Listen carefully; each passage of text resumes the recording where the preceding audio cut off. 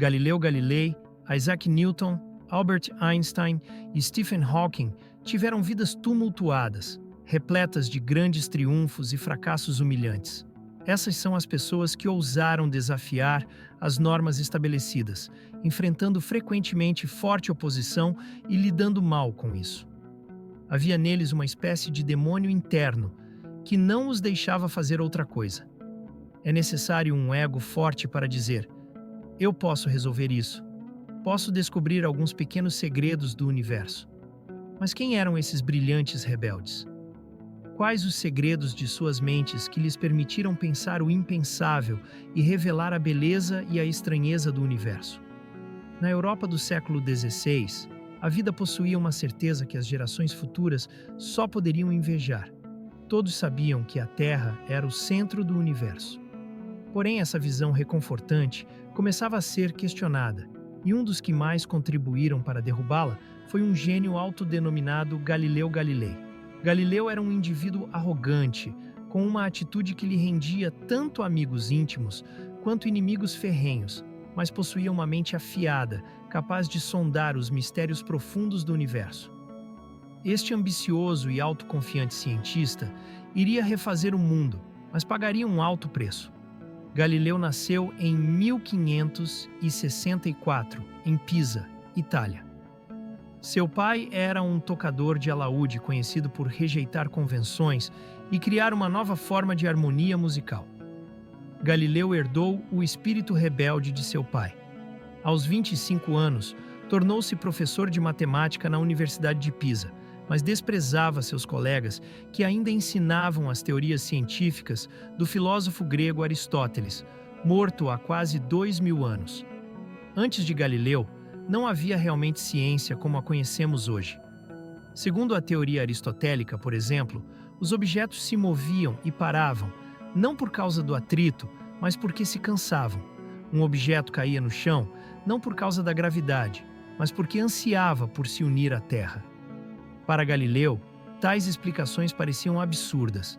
Ele acreditava que as pessoas nunca encontravam a grande verdade porque procuravam no lugar errado. Galileu estava prestes a romper com milênios de crença ao intuir que os objetos se moviam não por desejos, mas por causa de leis matemáticas profundas. E seu passo impensável foi descobri-las através de experimentos, algo que poucas pessoas haviam feito antes. Ele começou estudando corpos em queda. Galileu mostrou que simples observações, como deixar cair um peso de uma altura, revelavam que as coisas não funcionavam como os antigos gregos diziam. Galileu foi o primeiro a formular leis básicas do movimento, como a relação entre velocidade, tempo e aceleração. Um de seus maiores méritos foi desacelerar a aceleração da gravidade, usando um plano inclinado para demonstrar que a velocidade de um objeto aumenta conforme ele cai. Ele introduziu o conceito de aceleração, uma ideia que parecia tão óbvia e lógica, mas que representou um grande avanço matemático para entender o movimento. Por seu papel como o primeiro experimentador, Albert Einstein mais tarde o chamaria de pai da física moderna. Galileu abriu o caminho que Newton e Einstein seguiriam na busca pelas leis matemáticas que governam todo o movimento. No entanto, seu progresso foi lento e só no final de sua vida suas descobertas foram publicadas. Aos 45 anos, Galileu ainda era um matemático mal pago, mas sua ambição e arrogância logo o catapultariam para a fama, o que também o levaria à ruína.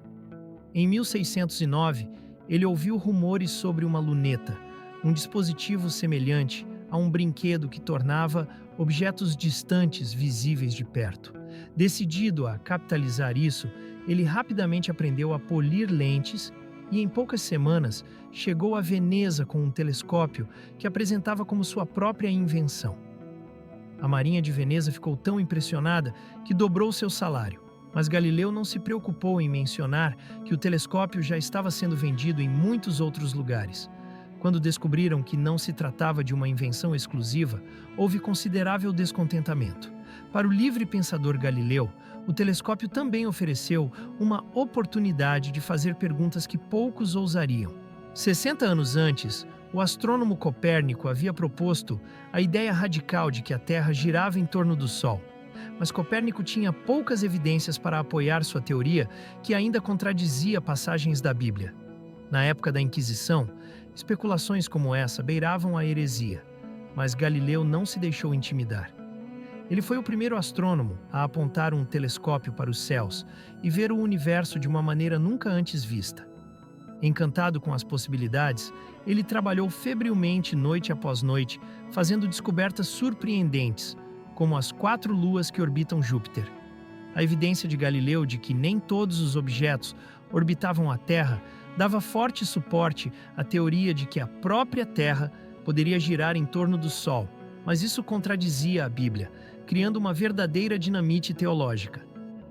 Para aqueles que duvidavam de suas novas teorias, Galileu não tinha paciência. Ele via o universo de uma nova maneira com seus próprios olhos. Galileu usava sua sagacidade afiada para derrubar as pessoas, o que não necessariamente lhe rendia muitos amigos. Em 1615, aos 51 anos, Galileu foi a Roma para defender seu caso, o que pode ter sido seu maior erro. A Igreja ordenou que ele parasse de ensinar que a Terra orbitava o Sol, mas Galileu desafiou sua sorte. 9 anos depois, ele pediu para expor seu caso novamente, desta vez com o apoio de um novo Papa, amigo pessoal de Galileu, que lhe concedeu permissão para escrever um livro. Sempre desdenhoso de seus oponentes, Galileu escreveu um diálogo, em que apresentava argumentos para os dois lados, mas as falas eram dadas a personagens mal disfarçados. Ficou muito claro quem era o substituto inteligente para Galileu e quem representava os aristotélicos tolos. Em 1633, Galileu foi preso pela Inquisição e acusado de heresia, mas talvez a verdadeira razão tenha sido sua ousadia em atribuir um dos argumentos favoritos do Papa a um personagem tolo em seu diálogo. Informado por pessoas próximas de que Galileu tentava fazer o Papa parecer um tolo, este decidiu processar Galileu até o fim, mantendo-o em prisão domiciliar pelo resto de sua vida. Esta não foi realmente uma decisão da Igreja, mas uma decisão pessoal do Papa, motivada pela raiva contra seu antigo amigo. Galileu esperava por um simples compromisso, mas em vez disso, foi ameaçado de tortura. Curvando-se ao inevitável, ele se retratou e passou seus últimos 8 anos de vida em prisão domiciliar. Um homem quebrado. Galileu seria lembrado pela defesa da ideia de que a Terra girava em torno do Sol, mas para os cientistas que o sucederam, sua maior conquista foi outra. Nos últimos anos de sua vida, ele escreveu um livro que completou o trabalho que havia começado quando jovem, mostrando como era possível usar a matemática para analisar o movimento. Ironicamente, no ano em que Galileu morreu, nascia um menino a 1.300 quilômetros de distância que levaria as ideias de Galileu à conclusão. Ele também seria um dos cientistas mais excêntricos de todos os tempos, Isaac Newton. Talvez nenhum cientista tenha trabalhado tão arduamente, ignorando alimentação, sono ou relações humanas, quanto Isaac Newton. Ele era uma figura sombria e solitária, patologicamente incapaz de conversar trivialidades. Usaríamos hoje o termo obsessão para descrever Newton. Ele pode ter sido o maior cientista de todos os tempos. Quando nasceu, o mundo físico era mal compreendido, mas ao morrer, ele já havia elaborado as leis precisas, que descrevem todos os movimentos, desde a queda de uma maçã até as órbitas dos planetas. Isaac Newton nasceu em 1642, numa vila remota da Inglaterra. Sua infância foi infeliz. Seu pai morreu antes de ele nascer, e quando tinha apenas 3 anos, sua mãe o deixou com a avó puritana ao se casar novamente. Newton se sentiu traído e isolado, e nunca superou esse sentimento.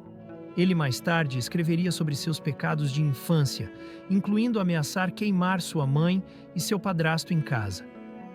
Newton nem sempre se saía bem na escola, mas era conhecido em sua aldeia por construir dispositivos mecânicos extraordinários, como moinhos de vento. O mestre da escola convenceu sua mãe a enviá-lo para a Universidade de Cambridge. Newton logo se torna professor de matemática na Universidade de Cambridge. Com poucas responsabilidades de ensino, ele trabalha em matemática e física 24 horas por dia. Seus colegas logo reconhecem seu brilhantismo, bem como sua personalidade espinhosa e natureza estranha. Em 1672, a invenção de um novo telescópio por Newton lhe garante a admissão na Associação dos maiores astrônomos da Royal Society of England. Lisonjeado, Newton permite que publiquem um artigo brilhante sobre óptica, mas quando o grande físico Robert Hooke desafia erroneamente sua teoria, Newton fica furioso e ameaça se retirar da Royal Society. Sua reação às críticas é quase sempre explicar cuidadosamente por que o que a outra pessoa acabou de dizer é completamente tolo. Ele tinha uma personalidade extraordinariamente frágil. Como disse um de seus biógrafos, seu lema era governar ou ficar de mau humor, e ele passou muito tempo de mau humor. Alguns historiadores especulam que a vingança de Newton era uma sensibilidade desmedida à crítica e uma obsessão por seu trabalho, revelando sintomas de uma doença mental, como depressão maníaca. Nunca saberemos se ele tinha uma doença mental, mas isso não o atrasou. Aos 42 anos, Newton é solicitado a resolver um problema que desconcertava os maiores físicos da Inglaterra. Qual a matemática que descreve a órbita dos planetas ao redor do Sol? Tomado pela inspiração, Newton fecha sua porta e começa a trabalhar em sua maior obra-prima. Como Galileu, ele é guiado por uma forte intuição. Agora, ele se propõe a decifrar a complexa matemática da gravidade que ele começou anos antes. Por quase 2 anos, ele se comunica com quase ninguém. Sua única forma de exercício é andar de um lado para o outro. Ele dormia muito pouco, trabalhava de 18 a 20 horas por dia, pulava refeições e simplesmente escrevia. Ele tinha o poder de se concentrar obcecadamente em um problema por anos a fio, até finalmente resolvê-lo. Finalmente, Newton ressurge com uma obra-prima que mudará o mundo, o Principia. Um simplificador implacável, Newton ataca os fundamentos e descobre como a massa interage com força, inércia e aceleração. Mas sua maior intuição é definir a gravidade. Ele é o primeiro a chamar a gravidade de força atuando à distância e, através de cálculos matemáticos de tirar o fôlego, Newton estabelece as leis precisas que determinam o movimento de todos os objetos. O Principia, publicado em 1687, foi a revolução científica em que Newton deu a primeira descrição precisa das leis que regem o movimento dos corpos, desde balas de canhão até planetas. Quando se olha para o Principia e o número de problemas matemáticos resolvidos nele, fazendo tudo isso em um período de 18 meses, fica claro que Newton não era um ser humano normal em nenhum sentido da palavra. Seu trabalho completou a busca de Galileu para matematizar o movimento, mas mais de 200 anos depois, outro rebelde arrogante descobriria que, em velocidades muito altas, as leis de Newton falham e que o universo é mais estranho do que qualquer um jamais imaginou. Aos 16 anos, Albert Einstein faz uma pergunta simples. O que aconteceria se ele corresse tão rápido quanto uma onda de luz? A onda de luz pareceria parada? Quando ele retornar a esta imagem menos de 10 anos depois, ele revolucionará nossa compreensão do espaço e do tempo. Ele adorava imaginar um mundo que não existia. Esse era o seu poder.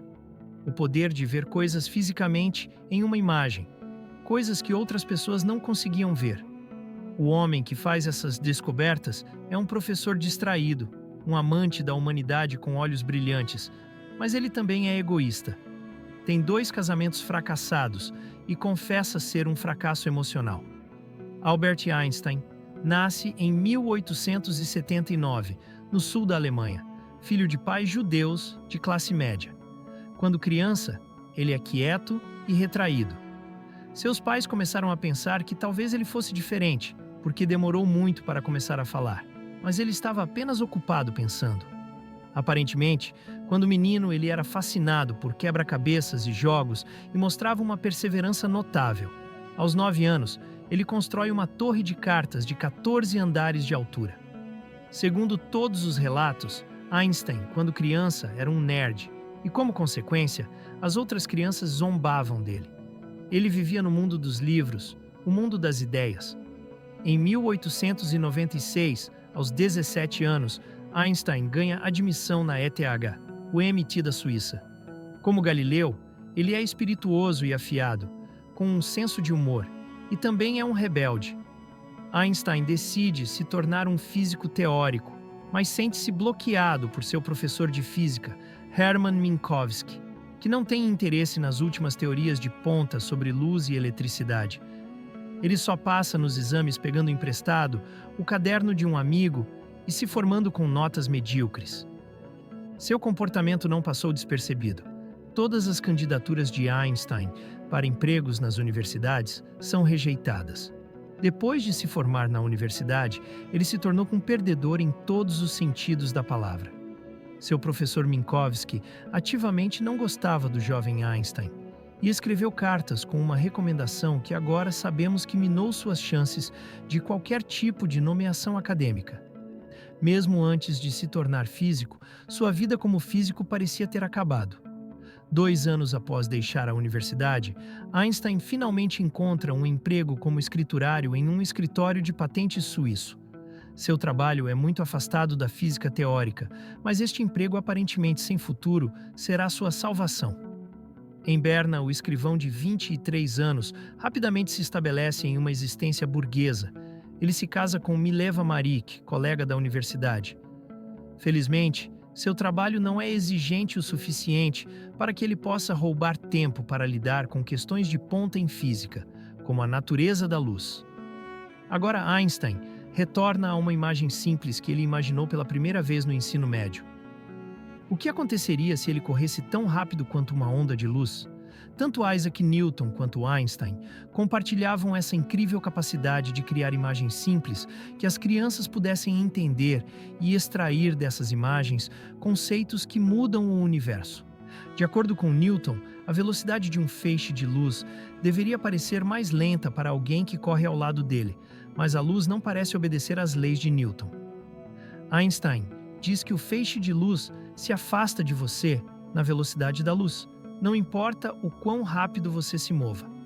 Você nunca pode alcançar o feixe de luz. Como isso é possível? Como é possível que você nunca alcance um feixe de luz? Agora, como Galileu e Newton antes dele, Einstein questiona implacavelmente suposições que ninguém mais ousa fazer. Se a velocidade da luz nunca muda, então outra coisa deve ceder. Ele conclui que o tempo é relativo. O tempo é relativo à velocidade com que você se move, e essa ideia abalou o universo. Einstein descobriu que as leis de Newton só são verdadeiras para o mundo da experiência cotidiana. Quando os objetos viajam em velocidades perto da velocidade da luz, o senso comum se desfaz. Distâncias se estendem e relógios marcam mais devagar. Com apenas 26 anos, ele derruba as leis do movimento de Newton com sua teoria da relatividade especial. Com perguntas infantis e imagens simples, Einstein mudou o mundo. Em 1907, Einstein se volta para novos desafios científicos, mas cartas recentemente publicadas revelam um lado pessoal pouco conhecido. Ao criar sua maior obra, ele se retira para dentro de si mesmo, e os mais próximos dele sofrerão. A esposa de Einstein, Mileva, já foi uma estudante de física que sonhava com suas próprias realizações científicas. Mas agora, enquanto Einstein dá palestras e colabora com outros, Mileva mal o vê. Ela teme estar perdendo o marido e o sonho. Então, em 1914, Mileva descobre que tem uma rival romântica, Elsa Löwenthal, prima de Einstein. O casamento de Einstein desmorona. Havia uma sensação de que as regras não precisavam necessariamente ser aplicadas a ele. Einstein se casará com Elsa, que está disposta a cuidar de sua casa com menos expectativas. Ele desiste do amor no casamento. Sua ciência vem antes de tudo. Aos 35 anos, Einstein está perseguindo uma meta que muitos físicos acreditam ser impossível. Sua intuição lhe diz que deve haver uma teoria mais geral da relatividade, que também explique a força da gravidade. Como Newton, Einstein é obcecado. Por anos ele luta com matemática de complexidade horrenda, sem saber se está no caminho certo ou se é uma missão tola. Em 1915, ele finalmente está pronto para apresentar ao mundo sua teoria da relatividade geral, na qual um conceito que Newton considerava estático e universal, a força da gravidade, é radicalmente reimaginado. Einstein propõe que, ao invés de uma força que atrai objetos um para o outro, a gravidade é uma curvatura no espaço-tempo. Quanto maior a massa de um objeto, mais ele distorce o espaço ao seu redor. Em outras palavras, a matéria nos diz como o espaço deve se curvar, e o espaço curvado nos diz como a matéria deve se mover. Atualmente, essas ideias ainda se mantêm. A relatividade geral nos permite prever com precisão o movimento dos corpos celestes. Ela nos guia através do sistema solar, da explosão dos primeiros buracos negros até a descoberta do universo em expansão. Este foi o trabalho mais significativo de Einstein, no qual ele usou sua visão matemática do espaço-tempo para descobrir a nova física e nos levar além do nosso conhecimento atual. Mas para Newton e Einstein, o trabalho ainda não está completo. Eles têm um desejo implacável de descobrir as leis finais do cosmos e ambos passarão suas vidas correndo atrás do que pode ser a ideia mais ambiciosa da ciência: a teoria do tudo. A teoria geral da relatividade de Einstein transformou para sempre nossa compreensão sobre o espaço e o tempo. Essa teoria é tão elegante que parece inevitável que seja correta. Einstein desenvolveu um conjunto de equações que descrevem a curvatura do espaço-tempo.